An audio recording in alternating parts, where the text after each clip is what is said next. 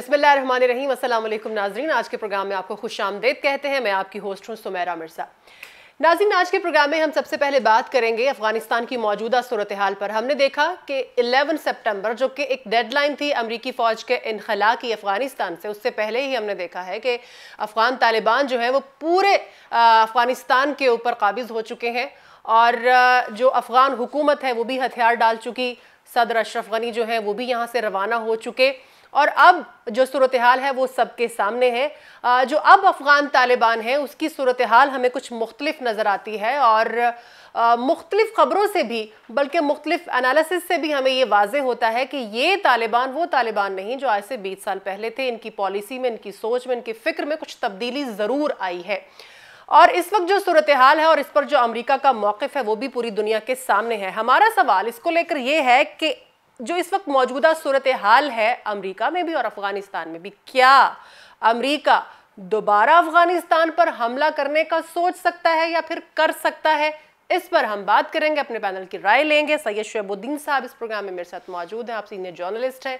Sir, आपको programme में welcome करती हूँ। फयाज वड़ाई साहब भी तशरीफ़ रखते हैं, हमारे साथ इस डिस्कशन में साथ होंगे। आप भी सीनियर जर्नलिस्ट हैं, सर आपको भी वेलकम करती हूँ प्रोग्राम में। और मीनवाइल हमें ज्वाइन करेंगे हामिद खान अल मशरक़ी, वो इंग्लैंड से हमारे साथ मौजूद होंगे। हामिद साहब, आपका भी बहुत शुक्रिया, वेलकम करती हूँ प्रोग्राम में। शुएब साहब, अमेरिका क्या दोबारा सोच सकता है अफगानिस्तान पर हमला करने का? कर सकता है, क्योंकि उसको शायद लग रहा है कि आसान है। देखें, इतना आसान नहीं है। अमेरिका ने जब पहला भी हमला किया था तो उसने वो अक़वाम मुत्तहिदा को फ्रंट पर रख के इस्तेमाल किया था कि हमारे मुल्क पे हमला हुआ है, दहशत गर्दी हुई है, वहाँ पर अलकायदा मौजूद है जो पूरी दुनिया के अंदर दहशत गर्दी कर रही है। उस दहशत गर्दी को बुनियाद बना के उसने बाकायदा नेटो फोर्सेस साथ में ली। अच्छा। सारे ममालिक, किसी के चाहे 500 थे फौजी या 5000 थे, लेकिन वो 40 मुल्कों की नुमाइंदगी जंग अमेरिका ने लड़ी, लेकिन वो एलाइज साथ मौजूद थे, अफगानिस्तान में मौजूद थे। जी बिल्कुल। बाकी तो छोड़े, अब तुर्की मौजूद था। आज वो कहता है कि मुझे हवाई अड्डे का कंट्रोल दे दो, जहाँ पे इस वक्त अमेरिका ने संभाला हुआ है। तुर्की जो एक मुस्लिम मुल्क है नेटो के अंदर, वो भी अफगानिस्तान में मौजूद था। सही। और वो वहाँ रहा। ये अलग बात है कि अब अफगान तालिबान उसको भी कबूल करने पे तैयार नहीं है। तो इस सूरत हाल में ये समझना कि अमेरिका अकेला वहाँ कुछ कर सकता है, मैं इसको तस्लीम नहीं करता। ठीक है।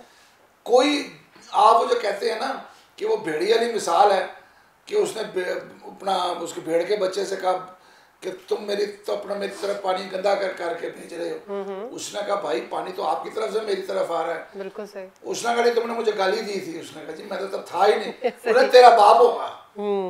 उसने जस्टिफिकेशन पेश की उसको खाने की। मतलब भेड़िए को जस्टिफिकेशन देने की जरूरत कोई नहीं होती। बिल्कुल सही। ये जो भेड़िए होते हैं ना, इनको कमजोर शिकार चाहिए होता है।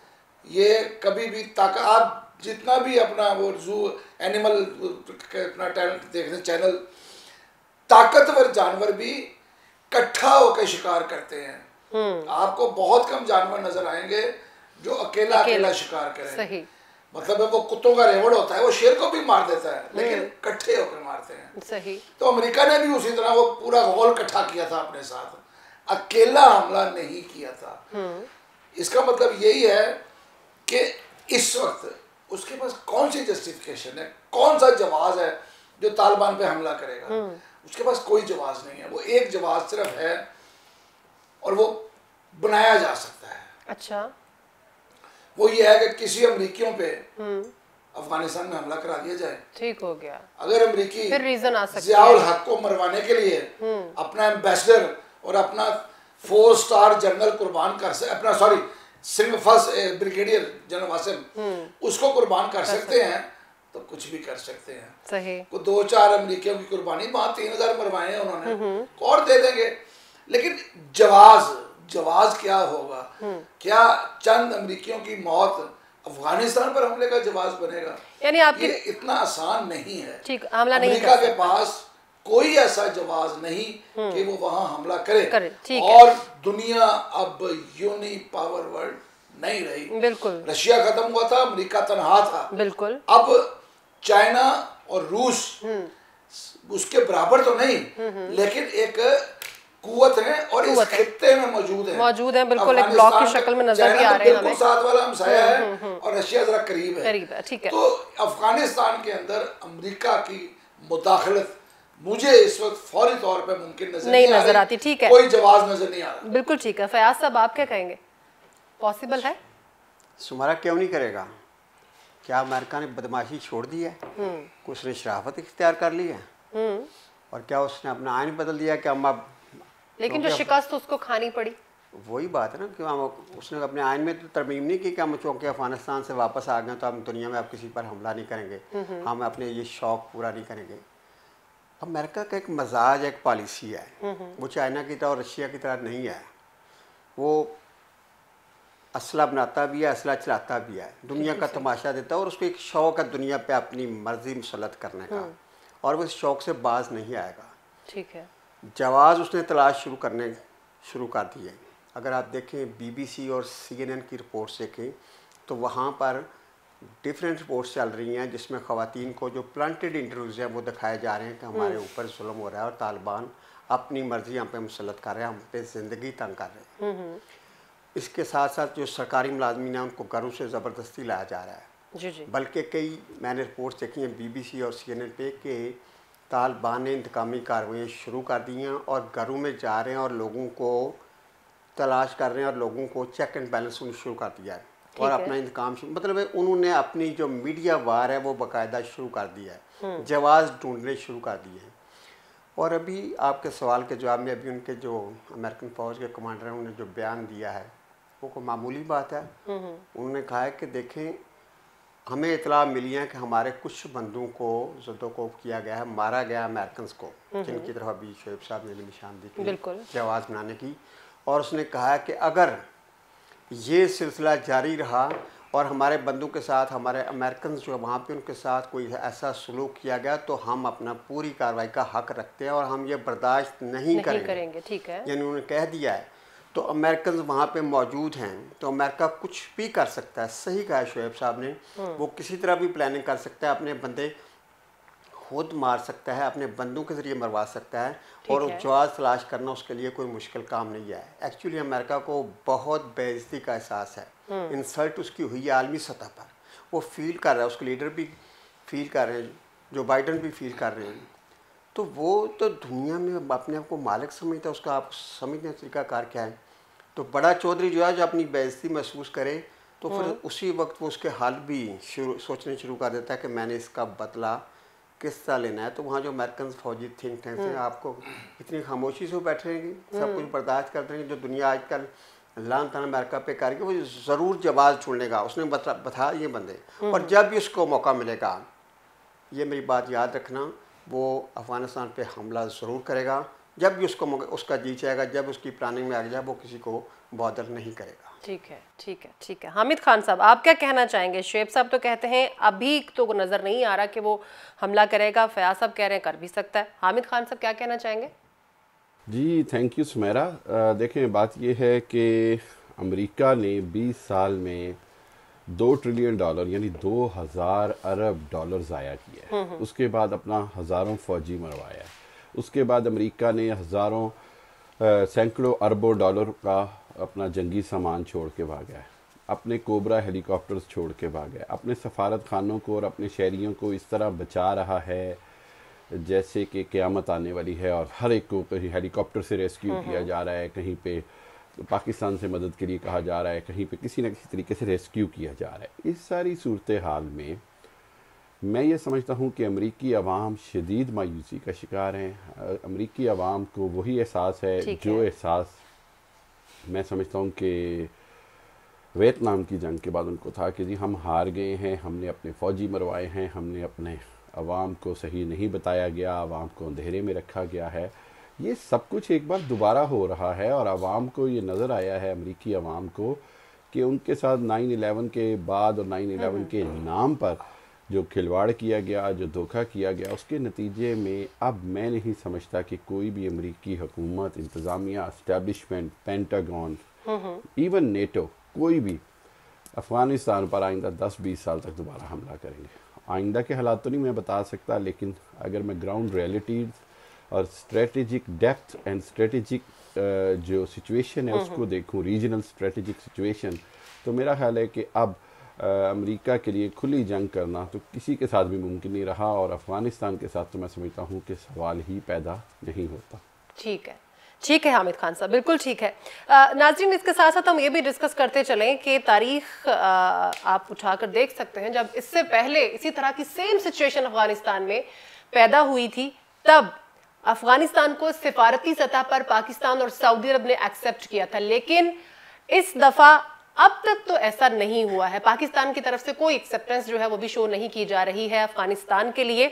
और आप भी जानते हैं कि इस वक्त जो एक अलग ब्लॉक बन चुका है पाकिस्तान, चाइना, ईरान और रशिया का, और जब अफगानिस्तान की तरफ से एक प्रेस कॉन्फ्रेंस की गई तो उन्होंने यही कहा कि अभी हम किसी ब्लॉक का हिस्सा नहीं है।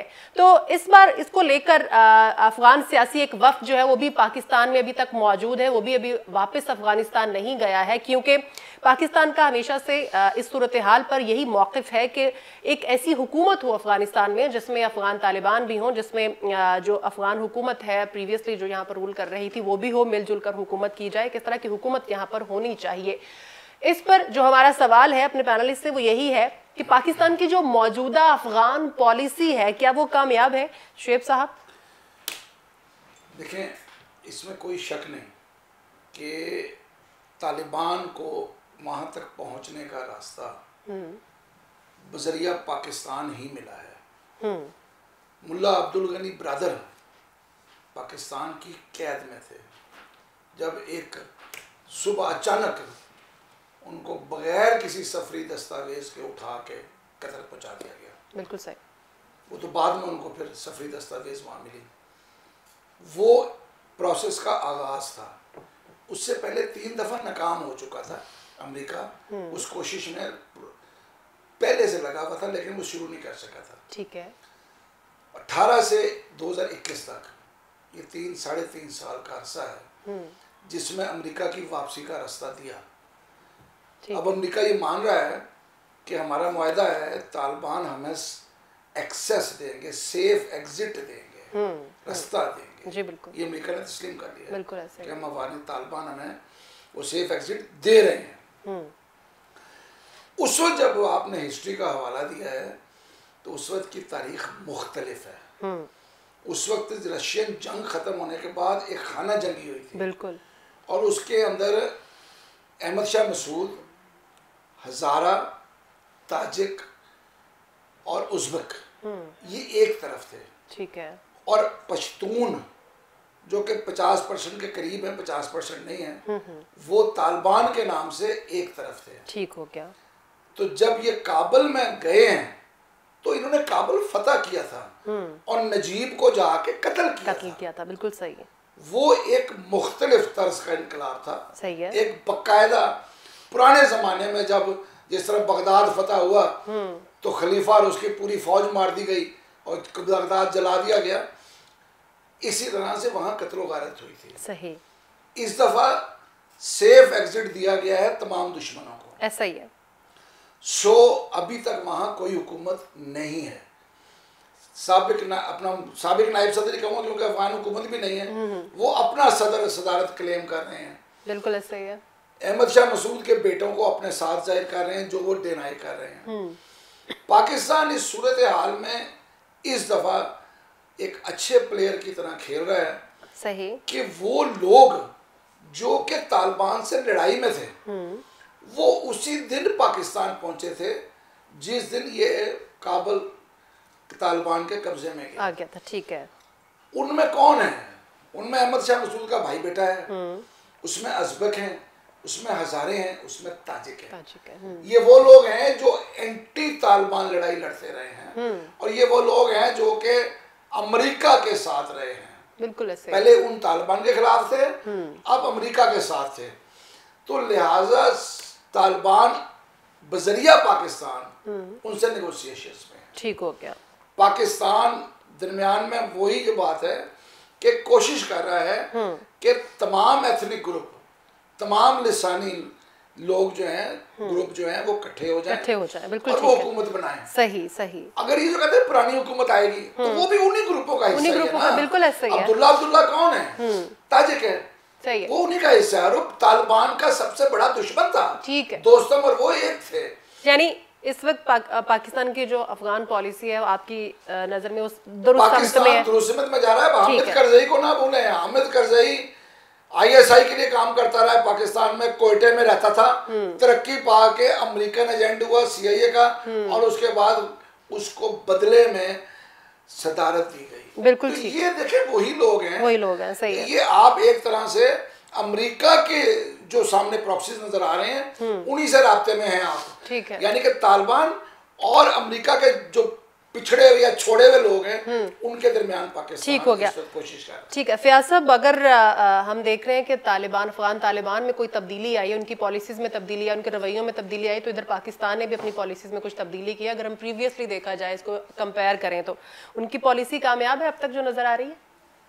हमारा जो इस वक्त अफगानिस्तान में सूरत हाल है, आलमी सतह पर सियासत में एक शतरंज का खेल खेला जा रहा है, और शतरंज में तो दो बंदे बैठते हैं, यहाँ सारे मुल्क की शतरंज का खेल खेल रहे हैं, और तालिबान जो सारी दुनिया को देख रहे हैं कौन क्या चाह रहा है, क्या मफाद है। एक्चुअली आज का जो तालिबान है वो ये समझता है कि वो किसी की हमायत और किसी की मदद के बगैर है, और वो खालिस्तन अपना मफाद देख रहा है।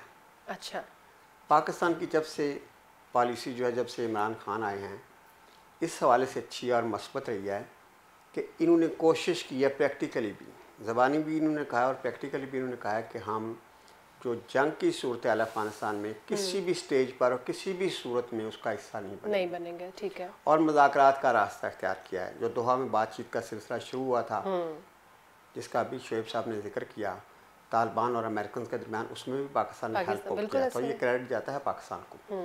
तो प्राइम मिनिस्टर ने जब भी तकरीर की है इस हवाले से, ये अपने नज़रियात का, अपने ख्यालात का इजहार किया है, तो उन्होंने बिल्कुल दो टोक अल्फाज में कहा है कि हमें अफ़गानिस्तान में वो हुकूमत चाहिए जो अफ़गान पीपल जो हैं उनकी मर्ज़ी से हो। रात को काकूल अकेडमी में जो खिताब किया आर्मी चीफ ने, उन्होंने भी इसी मौक़िफ़ को दोहराया, बिल्कुल ऐसे ही है कि हम किसी जंग का, किसी वार का हिस्सा नहीं बनना चाहते। हम ये चाहते हैं कि अफ़गानिस्तान के अवाम अपनी मर्ज़ी से जो अपने मसाइल हैं, जो अपने मसाइल के मुताबिक उनको हल करें, जो वो मुनासिब समझते हैं, जो बेहतर समझते हैं, वो निज़ाम लाएँ और आवाम की मर्ज़ी से लाएँ। तो मेरे ख्याल में पाकिस्तान की जो पॉलिसी है बड़ी वाज़ेह है कि वेट एंड सी, मतलब इंतज़ार करो और देखो और इंतज़ार करो, और वो अच्छा है कि रिदम से साथ प्रॉपर पॉलिसी के साथ चल रहे हैं, और ये मेरे ख्याल में इस हुकूमत की कामयाबी है। और इसको मैं समझता हूँ कि इसको अभी भी ज़िम्मेदारी से देखना चाहिए। ठीक है, सूरत हाल आपकी सरहदों के पास जो है आपको नज़र आ रही है, और जिस तरह कल भी हमला हुआ है हमारे चाइनीज़ पार सिक्योरिटी के वजह से, और पाकिस्तान के दुश्मन जो हैं सरहद के पार, वो अंदर खाने अभी रुके नहीं हैं, बिल्कुल वो भरपूर फ़ायदा उठा रहे हैं। हालांकि अभी जो अफ़गानिस्तान की सूरत हाल है, अंदर किसी को होश नहीं है, अपने मामला सेट कर रहे हैं, लेकिन कोई ऐसा चलाक और ज़बरदस्त दुश्मन बैठा हुआ है जिसको अब भी सुकून नहीं आ रहा है, और पाकिस्तान को मुसलसल इसको नुकसान पहुँचाने की कोशिश में है। और जो चाइनीज़ पे हमला करता है, मैं समझता हूँ कि वो पाकिस्तान के लिए बहुत मुश्किलात पैदा कर रहा है। बल्कि फयाज साहब, इस सिचुएशन में तो फिर ये वाजे हो जाता है ना कि अफगानिस्तान में क्या सिचुएशन है, और फिर पाकिस्तान में अगर कोई इस तरह की हरकत करता है तो फिर कौन कर रहा है, वो तो फिर हमारे सामने वाजे है। जो हमारे पाकिस्तान के पॉलिसी साथ है, ठीक है, उनका पॉलिसी सुकून से देखना चाहिए, लेकिन वो देखना चाहिए कि दुश्मन कहीं करीब बैठा हुआ है, बिल्कुल उसको चैन नहीं आ रहा, वो ख़राब कर रहा है, और बड़े हार्ड जगह पे वो निशाने लगा रहा है। बिल्कुल ऐसे उन हालात में भी जब, और वहां लगा रहा है जहां से उसको बहुत ज्यादा तकलीफ, और बिल्कुल सही बात है। तो मैं समझता हूँ कि इस हवाले से पाकिस्तान की पॉलिसी अब तक जो है वो सही है। ठीक है, पाकिस्तान के जो थिंक टैंक है, सियासी भी और जो मिलिट्री भी है, उनको सारी चीज़ों को, और ख़ास तौर पर जो अपने इर्द गिर्द नज़दीक बैठे दुश्मन हैं, पड़ोस में बैठे दुश्मन हैं, उनके बारे में ज़रूर सोचना चाहिए कि कहीं वो इस सारी सूरत हाल में पाकिस्तान को किसी तरह का नुकसान ना पहुंचा दे। ठीक हो गया, बिल्कुल सही। हामिद खान साहब, क्या कहना चाहेंगे? हमारे दोनों एनालिस्ट हैं जो स्टूडियोज में मौजूद हैं, उन्होंने तो यही कहा है कि पाकिस्तान इस वक्त समझदारी का मुजाहरा कर रहा है और क्लियर मौक़िफ़ लेकर चल रहा है, पॉलिसी भी जो है उनकी कामयाब जा रही है। आप क्या कहना चाहेंगे? जी, खारजा पॉलिसी का जहाँ तक सवाल है, तो मैं ये समझता हूँ कि खारजा पॉलिसी में बेहतरी की गुंजाइश तो हमेशा होती है, हर वक्त होती है, और ये नहीं कहा जा सकता कि जी ये आज की जो खारजा पॉलिसी है ये बेहतरीन खारजा पॉलिसी से अच्छी कोई पॉलिसी बन नहीं सकती। ऐसी बात कहना तो मैं समझता हूँ कि गलती होगी, हमाकत होगी। हाँ, ये ज़रूर है कि मैं समझता हूँ कि बहुत बेहतर खारजा पॉलिसी है, और इस हुकूमत के जहाँ बहुत सारे डिस्क्रेडिट्स हैं कि जी ये हुकूमत महंगाई को काबू नहीं कर पा रही, हुकूमत को अंदरूनी मामलात में बहुत सारी चैलेंजेस का सामना है, वहीं हुकूमत का ये वाहिद क्रेडिट बड़ा खुलेआम दिया जाना चाहिए, और वो ये कि हुकूमत ने खारजा पॉलिसी को बड़े अच्छे तरीके से मैनेज किया है, बड़े अच्छे तरीके से चलाया है। और इस खारजा पॉलिसी का ही नतीजा है कि आज PIA हमारी जो यूरोप में फ़्लाई करने को लिए बैन है, और वही PIA यूरोप के ही शहरियों को, बाशिंदों को रेस्क्यू कर करके काबल ला रही है, रेस्क्यू करके उसने बहरीन और कतर और दूसरी जगहों पहुँचाना है। तो ये एक बहुत बड़ी पाकिस्तान की खारजा पॉलिसी की कामयाबी है कि आज यूरोप को नज़र आ रहा है कि पाकिस्तान की कितनी अहमियत है, थी और रहेगी। लेकिन पाकिस्तान की खारजा पॉलिसी में बहुत सारी बेहतरी की अभी भी गुंजाइश है, और ये बेहतरी के लिए काम करना चाहिए, ये बेहतरी बहुत ज़रूरी है। लेकिन मौजूदा सूरत हाल में देखा जाए, जिस तरह के अमेरिका, चाइना, रशिया, इंडिया की हाइब्रिड वॉर है, इस सारे चैलेंजेस को अगर आप गौर से देखें तो मेरा ख्याल है सुमेरा, ये जो पाकिस्तान की खारजा पॉलिसी है ये दुरुस्त सिमत में जा रही है। इसको मज़ीद बेहतर करने की ज़रूरत है, लेकिन सिमत इसकी दुरुस्त है। ठीक है, बिल्कुल ठीक है। हामिद खान साहब, आपका भी मौक़िफ़ आ गया। नाज़रीन, एक बार हम फिर से आज बात करेंगे, क्योंकि अभी ये ट्रेंडिंग में है जो कुछ भी मीनार पाकिस्तान पे हुआ जो वाक़या, उसमें आज जो हमारा डिस्कशन है उसका मोड कुछ इस तरह से होगा कि हम देख रहे हैं कि जब से ये सोशल मीडिया ऐप्स आई हैं डिफरेंट, जिसमें स्नैक है, जिसमें टिकटॉक जो है वो टॉप पे है, कई दफ़ा बैन भी हुई है पाकिस्तान में, एक लाइकी के नाम से भी ऐप है, इस तरह से स्नैक वीडियोज़, मुख्तलिफ ऐप्स हैं यहाँ पर जहाँ हम देखते हैं कि मुख्तलिफ लोग जो हैं वो उनकी मुख्तलिफ शोबा है फ़िक्र से उनका ताल्लुक है, और वो वहाँ पर वीडियोस बनाते हैं, कोई गाने गा रहा है, कोई डांस कर रहा है, कोई एक्टिंग कर रहा है। और अगर उसमें से भी हम खातीन को पिक करते हैं कि वो किस तरह से उसके ऊपर परफॉर्मेंस दे रही हैं अपनी, कोई कुकिंग कर रही हैं, कोई जो है वो डांस कर रही हैं, कोई गाने गा रही हैं, और कुछ ख़वातीन ऐसी हैं जो गैर इखलाकी हरकतें भी कर रही हैं। हरीम शाह की मिसाल जो है वो हमारे सामने है। उसमें हमने देखा कि वो कभी भी किसी भी सियासी है, कोई समाजी शख्सियत है, उसके साथ वीडियोस लगा देते हैं, या फिर वो कमिंग सून का एक क्वेश्चन मार्क दे देते हैं कि हम फलाने बंदे की वीडियो जो है अब सामने आ रही है, उसका जो भी उसकी हरकत और सकनात हैं उसके बारे में हम आपको बताएंगे, कि वो इस तरह की सनसनी फैला के और बहुत अजीब सी और गैर इखलाकी वीडियोस हमें अक्सर देखने को मिलती हैं। फिर मीनार पाकिस्तान पर जो वाक़या हुआ आयशा इकराम, जिसमें जो है वो उनके ऊपर ज़ाहिर हमने देखा कि तशद्दुद का निशाना भी उनको बनाया गया, गैर इखलाकी हरकतें भी उनके साथ की गई। उनकी वीडियोस भी अगर हम उठा के देखते हैं तो उसमें भी ऐसे ही है। एक दिन पहले वो कहती हैं कि मेरे सारे फैंस जो हैं वो मीनार पाकिस्तान पे आ जाएं जिन्होंने मेरे साथ सेल्फी बनानी है, और फिर उनकी अगर बाकी वीडियोस देखते हैं उसमें भी बहुत सारी गैर इखलाकी हरकतें की गई हैं। तो जो हमारा टॉपिक है आज इसको लेकर वो यही है कि सोशल मीडिया पर खातीन की वीडियोज का जो मामला है, क्या इसके ऊपर कोई प्रॉपर ज़ाब्ता इखलाक होना चाहिए? शुएब साहब क्या कहना चाहेंगे? हम आईने पाकिस्तान को बहुत याद करते हैं, हम अल्लाह ताला के दिए हुए आइन को भूल जाते हैं। कुरान पाक, बिल्कुल, जिसने और नबी की जिंदगी, जिन्होंने पूरा एक सिस्टम दिया है, एक ज़ाब्ता हयात दिया है कि ये है, आपने इसके अंदर चलना है। ठीक है।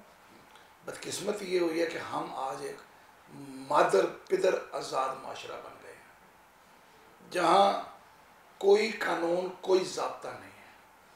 उसकी वजह ये है, पहले बचपन में हम सुना करते थे कि गाँवों में कत्ल ज़्यादा होते थे उन दिनों, कि बंदा मारो मुरब्बा बेचो अदालत तो आओ क्या जो सही है।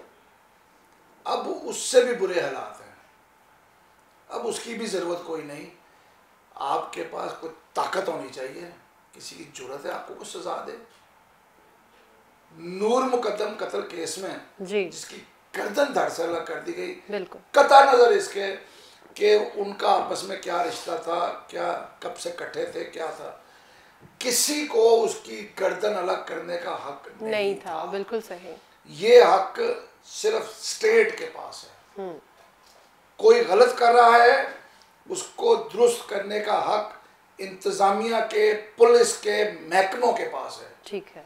मेरे या आपके पास नहीं है। ये जंगल का कानून है, ये वही कानून है जिस पे तालिबान ने अमल किया। बिल्कुल सही। क्या हम उस तरफ जा रहे हैं, या आज वो मदरसों के पढ़े हुए बच्चे क्या उस सिमत पे जा रहे हैं? हमारे मुल्क में इस वक्त बहुत बड़ी तादाद मदरसों के तालिबान की है। बिल्कुल सही। क्यों भूल जाते हैं कि एक मीडियम पाकिस्तान में तालिबान का बना है, पैसा उनको बाहर से आता है। आप उन मदरसों का तसव्वुर नहीं कर सकते। मैं जानता हूं, मैंने वो मदरसा बनते चलते लाहौर में देखा है। सही। कैसे बन गई 5 मंजिला इमारत। वो सोशल मीडिया पे पैसे मांगते हैं और वो जाती कारोबार भी कर रहे हैं। ये सारा कुछ होता है। बिल्कुल सही। यहाँ पे सब कुछ होता है। वो कैसे इस पाकिस्तान में मदरसे बनते हैं? एक प्राइवेट स्कूल खोलने के लिए तो कोई शख्स को एक बिल्डिंग किराए पे लेनी पड़ती है। बिल्कुल बिल्कुल। मदरसे वालों को पैसा बाहर से भी आता है। वहां पे जो पढ़ाया जाता है वो बाहर वालों का है। एक जमाने में सऊदी अरब और लीबिया और दूसरे लोगों का निसाब यहाँ पढ़ाया जाता था। बिल्कुल सही। अब वो 5वीं तक का निसाब कोई आ गया है, पता नहीं क्या बनेगा उसका। तो हम अपनी तरबियत दुरुस्त नहीं कर रहे। मैं सिर्फ 2 छोटे से वाकयात सुना देता हूँ जी। हम छोटे थे, बच्चे थे, स्कूलों में पढ़ते थे, मुस्लिम मॉडल स्कूल में। शादबाग जा रहे थे, मोची गेट पे टेडी फैशन उन दिनों होता था। एक लड़की उतरी और एक लड़के ने उससे बहुत ज्यादा बेइज्जती की। तो हम जो बच्चे थे 15-20 थे, हमारे पास इत्तेफाक से तख्तियां थी। अच्छा। हमने वो तख्तियां उस पर तोड़ दी। अरे वाह, जबरदस्त। मतलब मैं ये फितरत की बात कर रहा हूँ, जो घर से ये सिखाया गया था। बिल्कुल। ये गलत है। गलत है। मैं ये नहीं कह रहा हमने कानून अपने हाथ में लिया, ना समझ थे हम। लेकिन तो इतनी समझ थी कि जो हरकत हुई है वो गलत है। बिल्कुल सही। उस पर रिएक्ट किया। ये रिएक्शन जो था अब नहीं होता। अब वहां पे खड़ा हुआ हर बूढ़ा, सभी उसी लाइन में लग गए, बच्चे उसकी वीडियो बना रहे हैं। बिल्कुल ऐसे। और यार इस पे लाइक्स इस पे लेना है आपने, इस पे सोशल मीडिया अपना बनाना है आपने। ये ऐसे नहीं चलेगा। ठीक है, कोई कानून होना चाहिए, ज़ाब्ता अखलाक होना चाहिए। ये कौमी असम्बली वाले जिनका काम आज नाली मोरी मेंबर वाला हो गया है कि गलियां बनाओ, सड़कें बनाओ, 15% लो, 25% खाओ, बिल्कुल ऐसे। ये इनका काम नहीं है। इनका काम कानून साजी है। माशरे में अगर कुछ गलत हो रहा है तो ये जो वहां बैठे हैं ये बोले, बात करें और उसके ऊपर कानून लेके आए। बिल्कुल ठीक है। और उसको इम्प्लीमेंट कराएं। ठीक हो गया। आज जो बच्चे पकड़े गए हैं हमने तो किया ही नहीं जी। वो माँ बाप ने घर से भगा दिया, लाहौर से बाहर से पकड़ के लाए जा रहे हैं। बिल्कुल ऐसा ही। उनका भी यही कहना है कि हमारे बच्चे ने कुछ नहीं किया। माँ बाप को नजर आ गई थी। ठीक हो गया। बिल्कुल सबको नजर आ गया था मेरा बच्चा क्या कर रहा है। ठीक है। लेकिन किसी ने भी अपने बच्चे को सजा देने की कोशिश नहीं की, भगा के बचाने की कोशिश की है। ठीक हो गया। ये माशरा बदलना है। ठीक हो गया। इन मामलात पे भी ज़ाब्ता अखलाक होना चाहिए लाजमी। और कौमी असम्बली किस लिए है? बिल्कुल इसीलिए बनी है। सूबाई असम्बली किस लिए? ये लाखों रुपए, करोड़ों रुपए ये महीना के लेते हैं। एक सेशन पे करोड़ों रुपए खर्च होता है। सही है। जितना पूरे पंजाब का बिल है उतना बिल तो इनका मेडिकल का होता है। को खुदा का खौफ करो। क्या कहना चाहेंगे फयाज साहब आप? हमारा सारी एनर्जी लगवा दी आज आपने। वही मैं कह रही हूँ। शेब साहब, जाहिर है सर ये टॉपिक ऐसा है, इस पे आप बिल्कुल पसीना भी आ रहा है और जज्बाती भी कर दिया आपने। शोएब साहब ने अभी कुरान मजीद फुरकान हमीद का जिक्र किया। बिल्कुल। अल्लाह ताला की अजीमुश्शान किताब, और उसमें हुक्म है ख़वातीन के हवाले से कि वो जब घर से बाहर निकले तो अपने सतर को छुपा कर निकले। बिल्कुल। आकाए दो जहां ने इतनी खूबसूरत बात की कि ख़वातीन तो आप गिने हैं, इनको केयर करें, इनकी रिस्पेक्ट करें, आनर करें, ये टूट ना जाए। ये जो टिक टाकर्स है ख़ास तौर पर ख़वातीन, आप भी जानती हैं, हम भी देख रहे हैं, शोएब साहब भी देख रहे हैं, सारे देख रहे हैं, ये जिस तरह के मसालेदार तरीके से संवरती हैं, बनती हैं और संवरने के बाद कहती हैं कि लोग उनको देखें और उनको अप्रिशिएट करें, उनके सपोर्ट करें। उनके फ़ैन फॉलोइंग की तादाद हज़ारों में हो, कभी लाखों में हो, कभी बल्कि उनकी तो ये ख्वाब है कि करोड़ों में उनके फ़ैन फॉलोअर हो जाएं। और अभी मीडिया पे मैं देख रहा था, किसी अदाकार को बता रहे थे जो करोड़ों में चली गई है। जी जी बिल्कुल। तो इससे लोग जो हैं और ख़वातीन जो उनको भी शौक़ पैदा होता है कि हम भी करोड़ों में जाएं, हमें हमारे भी चाहे। ये ख्याल क्या है? कि हमारे भी चाहने वाले हों, हजारों में, लाखों में, हमारे जो इंसान की हमारे जो अंदाज है, हमारे जो अंदाज हैं उनको पसंद करें। तो ये तो हमने खुद ही एक ऐसी फिल्म चला दी है, एक ऐसा ड्रामा शुरू कर दिया है ख़वातीन ने कि लोग को खुद ही इस तरह के वो प्रोवोक कर रही हैं अपने पोजेस से, अपनी चीज़ों दिखाकर सारे मामला से कि लोग उनको अप्रिशिएट करें। तो हमने तो रास्ता ही वो इख्तियार कर लिया जिसमें कोई कानून और ज़ाब्ता है ही नहीं है, सही। ना घर वालों के कंट्रोल में है, ना बाहर वालों के कंट्रोल में है। एक्चुअली 3 बुनियादी इदारे हैं जो इस चीज़ को रेगुलेट करते हैं। जी जी। एक होते हैं घर के वालिदैन। बिल्कुल। वालिदैन से बड़ा कोई इदारा नहीं था। वालिदैन ने अपनी औलाद की तरबियत करनी है, उसकी समझ बूझ को बेहतर बनाना है। और किसी दौर में कहते थे कि शोएब साहब जानते होंगे कि सोने का नवाला दौर शेर की आंख से देखो, शेर नवाज शरीफ वाला नहीं है जंगल का है। तो शेर की आंख से देखो, क्यों कहते थे? लंदन वाला शेर नहीं है, जंगल वाला शेर है। सुमेरा, ये भी तरबियत का एक अंदाज था। बिल्कुल ऐसा, सही कह रहे हैं। उसको खाने को जो मांगता है दो, पहनने को जो पहनता है, लेकिन जब वो हाथ से निकलने की कोशिश करे तो फिर उसको बस स्टॉप, ठहर जाओ। बिल्कुल ऐसे। उस्ताद का भी अब ये कहा कि अब तो वालदा जो टिफ़िन पे खाने बनाती है और बच्चों को वास्ते थी, बेटा खा लो उनके, आप भी जानती हैं। जी जी बिल्कुल। उस्ताद का कितना रौब होता था, किसी की जरूरत नहीं होते थे। और कई ऐसे उस्ताद पुराने शेख साहब जानते हैं, वो कहानी बरोड़ते थे, ये एक बैग पकड़ा होता था। अब आ गई नई नई तंजीम, बच्चों को मारना भी ठीक है, उस्ताद का भी उन्होंने कंट्रोल कर दिया। अगर वालिदैन और उस्ताद ये जो 2 तरबियत के इदारे हैं ये कमज़ोर हो जाएं, ये कमज़ोर हो गए हैं, तो तीसरा जो मेन इदारा है वो स्टेट है, वो गवर्नमेंट है। बिल्कुल। फिर उसको आना चाहिए। और जिस तरफ शोएब साहब ने निशानदेही की है कि लोग बादर ही नहीं करते, परवाह नहीं करते कि एक वाक़या हो रहा है, बिल्कुल, तो फिर स्टेट को परवाह करनी चाहिए। स्टेट को इतना मजबूत होना चाहिए। ऐसे ही इनको वोट देकर मुंतखब किया, किस पर्पज़ के लिए किया है? इतनी तनख्वाहें ले रहे हैं, सिक्योरिटी पे इतने बंदे खड़े हैं, वर्दियाँ मिली हुई हैं, तो फिर इनको आना चाहिए मैदान में और आकर अपने इन लोगों की जो इर्द गिर्द के लोग हैं उनकी हिफाजत करनी चाहिए। ये इनकी जिम्मेदारी है। सही है। तो मैं समझता हूँ कि ये तीनों इदारे कमज़ोर हुए हैं और बहुत शदीद ज़रूरत है कि ये टिक टाकर्स, ख़ास तौर पर ख़वातीन और वो कंपनियाँ जो उन ख़वातीन को नाम से ये ब्लॉग्स वगैरह चला रही हैं, हुकूमत को और जो भी अहले फ़िक्र, अहले दानिश और समझ बूझ रखने वाले लोग हैं उनसे मशवरा करके कानून साजी करनी चाहिए। इनको रेगुलेट करना चाहिए कि किसी की बेटी, किसी की बहन अगर इस लेवल से, इस हद से आगे जाएगी तो फिर कानून हरकत में आएगा, उसको ब्लॉक किया जाएगा, उसके वालिदैन को बुलाया जाएगा, उसके असातिज़ा को बुलाया जाएगा, क्योंकि आपने वो चीज़ रोकनी है जो किसी बड़े वाक़े का, ये छोटी सी एक चीज़ की लड़की तैयार होकर गई है और छोटी छोटी बातें थी। कोई सोच भी नहीं सकता था कि 14 अगस्त को मीनार पाकिस्तान के इस तरह का वाक़या हो जाएगा। वो मीनार पाकिस्तान जहाँ पे अंदर कायद के, मैं जाता हूँ कभी कभी तो देखता हूँ कि कायद के फरमान लगे हुए हैं कि हम तो तहफ़्फ़ुज़ देंगे पूरे मुल्क को, पाकिस्तानियों को, अक़लियतों को, ख़वातीन को। तो उस जगह पे, उस मुक़द्दस मकाम पे जिस यहाँ पे कायद ने ख़िताब किया था, इस तरह की छोटी सी बात पे इतना बड़ा वाक़या हो जाना, तो मैं समझता हूँ कि छोटी छोटी बातों को अगर हम पकड़ेंगे, अगर उधर रोक दिया जाए तो इतने बड़े वाक़यात और ये बड़ा ज़रूरी है। ठीक होगा। बड़े वाक़यात को रोकने के लिए छोटी बातों पर काबू पाना चाहिए और इसको रेगुलेट करना चाहिए। ठीक है, ज़रूरी है कानून साजी भी हो, ज़ाब्ता इखलाक हो, जिसमें वालिदैन, असातिज़ा और स्टेट के इदारे सारे शामिल हों। ठीक हो गया। हामिद, हमारा एक छोटा सा जुमला। जी जी जी। फयाज साहब ने अभी हवाला दिया कि कुरान पाक में या उसमें लिखा है कि औरतों की सतरपोशी कैसे होनी चाहिए, लेकिन एक जुमला भूल गए कि मर्द को कहा गया है निगाहें नीची रखो। बिल्कुल सही, बिल्कुल सही। वो हमें पहले ही याद रखना चाहिए। बिल्कुल सही। सिर्फ औरत के लिए पाबंदी नहीं है, मर्द के लिए भी बताया गया है निगाहें नीची रखो। वो तो जब मर्दों की बात होगी उसका जरूर जिक्र करेंगे। अभी तो ख़वातीन की बात कर रहे हैं, ये भी जस्टिफिकेशन, चीजें नहीं चलती, ये भी जस्टिफिकेशन। हामिद खान साहब क्या कहना चाहेंगे आप? सोशल मीडिया की मिसाल जो है ना, वो हम वो सादे उर्दू के मुहावरे से दें तो वो बंदर के हाथ में माचिस वाली बात है कि एक तरह से तो बहुत फ़ायदा भी है और बहुत ख़तरनाक भी है, और उसका नतीजा ये होता है कि कभी भी कुछ भी हो सकता है। आप सोशल मीडिया को गलत इस्तेमाल कर सकते हैं, आप मुल्क के मुफादात के ख़िलाफ़ इस्तेमाल कर सकते हैं, मुल्क की बदनामी का बायस बन सकते हैं, सच को झूठ और झूठ को सच बनाकर पेश कर सकते हैं, और लोगों को जो है वो आप कहते हैं कि मिसगाइड कर सकते हैं, मिसकंसेप्शन दे सकते हैं।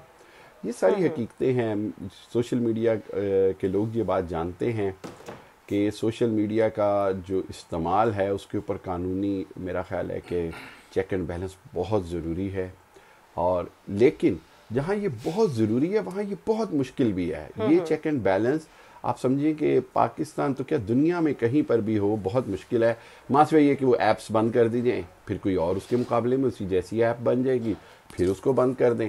लेकिन जहाँ तक क्रैकडाउन का ताल्लुक है, जहाँ तक चेक एंड बैलेंस का ताल्लुक है, तो ये काफ़ी मुश्किल है। लेकिन बहरहाल हुकूमत की तरफ से इस तरह के इकदाम होने चाहिए, चेक एंड बैलेंस होना चाहिए, ये बड़ा ज़रूरी है। चेक एंड बैलेंस के बगैर तो दुनिया में कोई भी कवानीन माशरे नहीं चल पाते। और जो हालिया वाक़यात हुए हैं सोशल मीडिया पर, जिस तरह वीडियोस वायरल हुई हैं और पाकिस्तान की बदनामी हो रही है, मुसलसल हो रही है, मैं शर्मिंदगी महसूस कर रहा हूँ कई जगहों पर। तो इस हवाले से कवानीन बनने बड़े ज़रूरी हैं और लोगों के लिए बड़ा ज़रूरी है कि वो उसको अंडरस्टैंड करें कि ये सोशल मीडिया बेहतरी के लिए इस्तेमाल हो, ना कि तबाही के लिए। जी ठीक है, हामिद खान साहब आपका मौक़िफ़ भी आ गया। नाज़रीन, इस टॉपिक को क्लोज करते हुए मैं यही कहना चाहूँगी कि एक लफ्ज़ फेमिनिज्म जिसकी आड़ में हम देख रहे हैं कि मुआशरे में जो ख़ातीन हैं उनका जहन ख़राब करने की कोशिश की जा रही है। फेमिनिज्म को अगर हम डिफ़ाइन करें तो वो यही है कि औरत के वो हकूक़ जो उसको नहीं दिए जा रहे, जो किसी वजह से उसको नहीं मिल रहे, जो इस्लाम ने डिफ़ाइन कर दिए हैं, उसकी जंग लड़ें या उसके लिए आप स्टैंड लें या उसके लिए आप एहतजाज करें। ना कि ये कि आप टिकटॉक पे, आप स्नैप पे, आप कहीं भी कुछ भी कर सकते हैं, आप अपना जश्न दिखा सकते हैं, आप गैर अखलाकी हरकतें कर सकते हैं, किसी की भी इज्जत की धज्जियां आप उड़ा सकते हैं, आप औरत होने का जो है वो गलत फ़ायदा उठा सकते हैं। ये फेमिनिज्म बिल्कुल नहीं है। इस्लाम पढ़े, कुरान पढ़े, इस्लाम में जो औरत को मकाम हासिल है वो उससे पहले कभी भी किसी को भी नहीं था। इतना मकाम हासिल है इस्लाम में। अगर इसकी रूह से चलेंगे तो कभी भी गलत नहीं चल सकेंगे। इसलिए एक बात जो फयाज साहब ने की कि 3 इदारे हैं, घर है, वालिदैन है, उसके अलावा हमारे स्कूल हैं, हमारे असातिज़ा हैं और हमारी स्टेट है। इसका मतलब है कि 2 पहले वाले इदारे तो नाकाम हो चुके, इसलिए इस तरह के वाक़यात रूनुमा हो रहे हैं। तो अब स्टेट को जागना चाहिए। आपको आज के प्रोग्राम में कोई भी कमेंट करना हो, कोई सजेशन देनी हो तो ज़रूर दीजिएगा, हम मुंतज़र रहेंगे। अपने सारे मेहमानों का बहुत ज़्यादा शुक्रिया। सैयद शहबुद्दीन साहब बहुत शुक्रिया आपका, फयाज़ बड़ाई साहब आपका भी डिस्कशन के लिए बहुत शुक्रिया, हामिद खान साहब आपका भी बहुत शुक्रिया। आज के प्रोग्राम से इतना ही। सुमेरा मिर्ज़ा को इजाज़त दीजिए, अपना ख्याल रखिएगा, अल्लाह हाफ़िज़।